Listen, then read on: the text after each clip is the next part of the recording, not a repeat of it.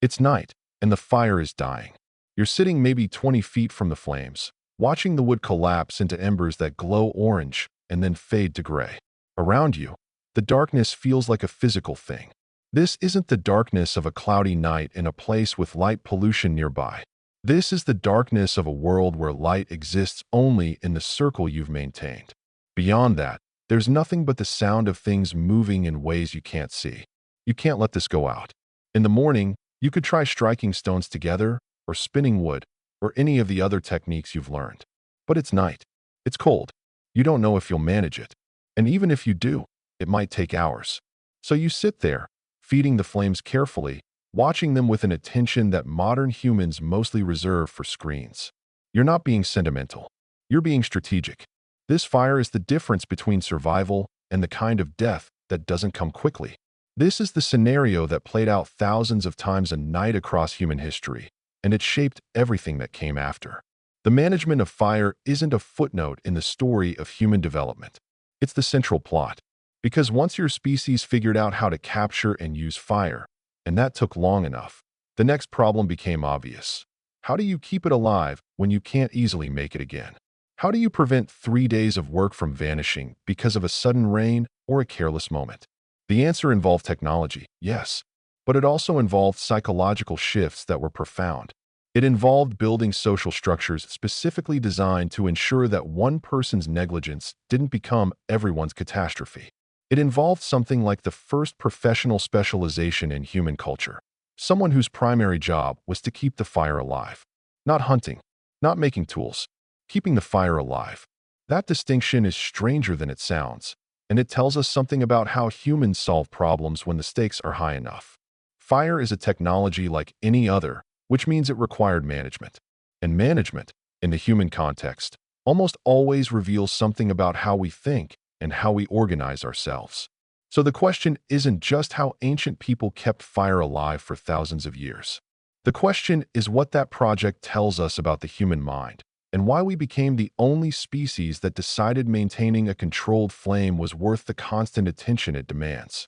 Let's start with the basic problem, because it's more serious than modern intuition suggests. If you've ever tried to keep a campfire going when the weather is against you, you have a sense of the difficulty. Wood needs to be dry. Flames need oxygen. Heat needs to be maintained at a certain level, or the fire will drop below the temperature at which it sustains itself. Add wind, and the thermal dynamics become unstable. Add rain, and you're fighting physics directly. A fire that seemed substantial at sunset can become a smoldering ruin by the time darkness sets in, and once that happens, you don't have a fire anymore. You have a problem that might take hours to solve. Now imagine that this is the only fire you have. Imagine that your entire group's survival is contingent on this one controlled flame. Imagine that you live in a world where the technology for creating fire from scratch exists, but it's unreliable. Some people are better at it than others. The conditions matter enormously. A humid morning or a sudden rainstorm can extend the process from minutes to hours, and while you're struggling with friction or wet materials, the cold is doing work on your body and on your group's collective morale. There's a reason that ancient peoples treated fire the way they did. It wasn't superstition. It was cold calculation. Archaeological evidence from sites dating back to roughly 1.4 million years ago suggests that controlled fire use might have been present in early human populations. By around 400,000 years ago, evidence becomes more consistent. But here's the thing. Consistent evidence of fire use is not the same as evidence of reliable fire production. It's possible, even likely, that early humans were scavenging fire from natural sources, lightning strikes, volcanic activity, rather than creating it themselves. The technology for making fire reliably appears to have come much later, probably within the last 10,000 to 20,000 years, which means there was a span of time, possibly hundreds of thousands of years, where your species had fire, used fire, depended on fire, but couldn't reliably make it. Under those conditions, the only rational strategy was to not let it go out, to maintain that one source as though your life depended on it, because it did. This created a set of practical problems that required solutions. The first was structural. How do you keep a fire alive for days at a time, through changing weather conditions and the simple fact of entropy? Wood burns. Flames need feeding. The answers involve the development of specific techniques that appear across cultures separated by geography and thousands of years. One of the most consistent techniques was banking the fire. You'd cover the coals with ash, which slows down combustion without smothering it entirely. The fire continues to burn underneath, very slowly, consuming the wood beneath the ash layer, while the ash itself creates an insulating blanket that moderates heat loss. In the morning, you'd uncover it, add fresh kindling, and blow life back into the embers. This technique is documented in multiple cultures, from indigenous peoples in Australia to African populations to European traditions. It's not complicated, but it requires knowledge and it requires practice. Another consistent approach was maintaining different materials at different stages of dryness. You'd have wood that was being used for the current fire. You'd have wood that was partially dried and staged for the next feeding. And you'd have wood that was fully dry and protected from rain, stored under shelter or kept near the hearth where rising heat would naturally desiccate it. This wasn't complicated, but it required planning. It required thinking ahead about conditions that hadn't yet occurred. The third major technique involved the physical structure of the fire itself. Certain arrangements of stones or earth could reflect heat and protect the flame from wind. Different woods burned with different characteristics. Hardwoods provided longer-lasting coals. Softer woods created flames that were easier to coax into dormancy. Knowledge about these distinctions would accumulate across generations and get encoded into practice. You didn't need to understand chemistry to know that certain would burn better than others. You just needed to pay attention and remember. But here's where it becomes interesting psychologically. Maintaining a fire requires a kind of attention that's foreign to modern people. It's not the fragmented attention of multitasking. It's not the directed focus of hunting or crafting. It's a form of awareness where the fire is always in your peripheral consciousness. You're doing other things, working, eating, talking, but part of your brain is always monitoring. Is the fire getting hot enough? Is the wood drying properly? Will the coals last through the night? This kind of attention can't be sustained by a single person indefinitely. You need sleep. You need to hunt. You need to do the other things that keep a group alive, which means you need a system. And the system that emerged across cultures was remarkably consistent. Someone whose primary responsibility was fire management. In some cultures, this role was formalized explicitly. Certain individuals, sometimes elder women, sometimes specific families, were designated as firekeepers. Their status in the community could be substantial. They weren't just tending a flame. They were maintaining the infrastructure of survival. If the fire went out through their negligence, it could have serious social consequences.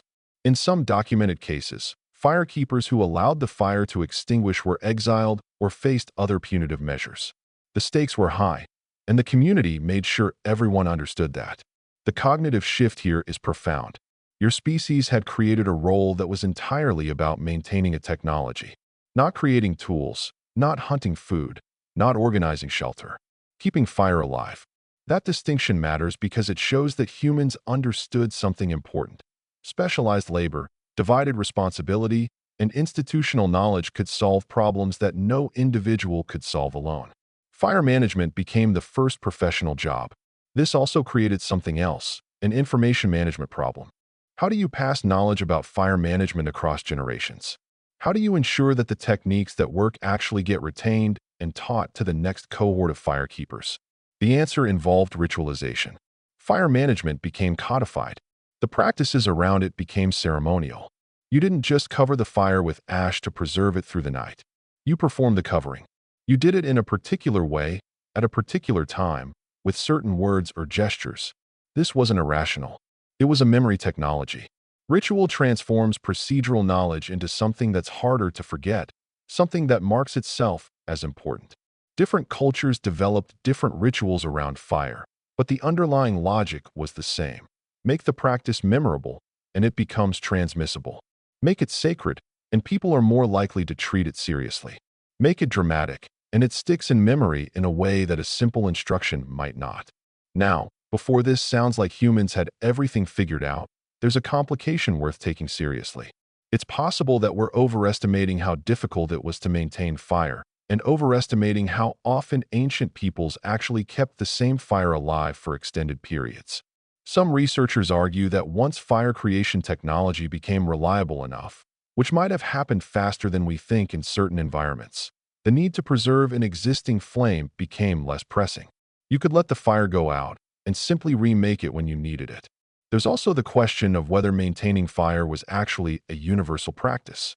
Archaeological evidence is patchy. We find evidence of fire use, but the evidence of deliberate fire management is harder to document. How do you prove that someone was banking coals or protecting wood from rain? You'd need to find structures designed for that purpose or specific ash patterns that suggest intentional covering. The evidence exists in some places, but it's not universal. It's also worth considering that the cognitive load of fire management might have been lower than I'm suggesting. Once you've done something routinely, it becomes automatic. The attention required might feel lighter than it sounds when you're describing it to someone who's never had to do it. And some research on contemporary firekeeping practices in cultures that still use open fires suggests that managing them is less demanding than we might imagine. It's rhythmic, practiced, integrated into the daily routine. But even accounting for all of that, the basic challenge remains. Fire goes out if you don't maintain it. And in a world without easy firemaking, that was a serious problem. Different communities solved it in different ways, and some of those ways, specialization, ritualization, formalized knowledge, became templates for how humans would organize other important functions. The implications of this are worth sitting with, because they reveal something about how your species approaches problems. When you're facing a challenge that you can't solve through individual effort, you don't retreat. You don't accept the limitation. You reorganize. You create systems. You divide labor. You invest status and authority in the people who take on the most critical roles. You turn procedures into rituals so they won't be forgotten. You build redundancy into your system so that one person's failure doesn't become everyone's catastrophe. This is how humans approach problems when the stakes are high enough. We saw it with fire. We'd see it again, thousands of years later, with irrigation systems and food storage, and eventually with all the complex systems that hold modern societies together. The pattern is old. It's consistent. It's practically hardwired into how your species thinks. What fire management also reveals is something less flattering. Humans are willing to accept hierarchy and specialization when the alternative is worse. Firekeepers had status and responsibility, but they also had restrictions. Their role was functional, not chosen. They did what the community needed them to do because the alternative, fire going out, was unacceptable. So a degree of control over firekeepers was justified in the community's mind. And that precedent, once established, could be extended. This is actually one of the most underappreciated aspects of fire adoption in human culture. It wasn't just a technology that provided warmth and the ability to cook food and protect against predators. It was a technology that required management, and the management of that technology created the first permanent authority structures. It created the first situations where one person could exercise control over another person's survival. Fire management gave birth to hierarchy, and hierarchy would reshape everything that came after. So when ancient people sat up at night, tending a flame, monitoring the coals, feeding the wood carefully to maintain the temperature, they were doing more than keeping themselves alive. They were participating in a system that was fundamentally reorganizing human society. They were accepting a role that limited their autonomy in exchange for access to the benefits that fire provided. They were, in a very real sense, choosing a form of servitude because the alternative was worse. The question that follows is whether they understood what they were doing. Did ancient firekeepers understand that they were creating a template for social control? Did they recognize that accepting a specialized role meant accepting a degree of dependence on the system that employed them? Almost certainly not, not in any formal way. But humans are good at intuiting systemic pressures even when we can't articulate them. And the behavior of firekeepers suggests that they understood, on some level, that their role was special and important and carried both status and constraint. What fire management teaches us about human behavior is that we're problem-solving creatures, but our solutions tend to come with unintended consequences. We see a problem, fire goes out, and we need it to stay alive. We create a solution, designate someone to keep it going, organize the labor, ritualize the practice. And in solving the immediate problem, we've created something new, a system of control, a hierarchy, a formal social structure. We've embedded scarcity into our own organization. We've created a situation where one person's power over fire becomes a form of power over other people. This isn't a moral judgment. It's a structural observation. Every solution creates new problems. Every system designed to solve one crisis can be the foundation for a different kind of crisis. This is true of fire management in the ancient world, and it remains true of the complex systems we maintain today. We're trying to solve immediate problems with tools that have long-term consequences we don't entirely foresee. The people who sat by the fire thousands of years ago, carefully maintaining the flames through the night, were doing something that mattered. They were keeping themselves alive in a hostile environment.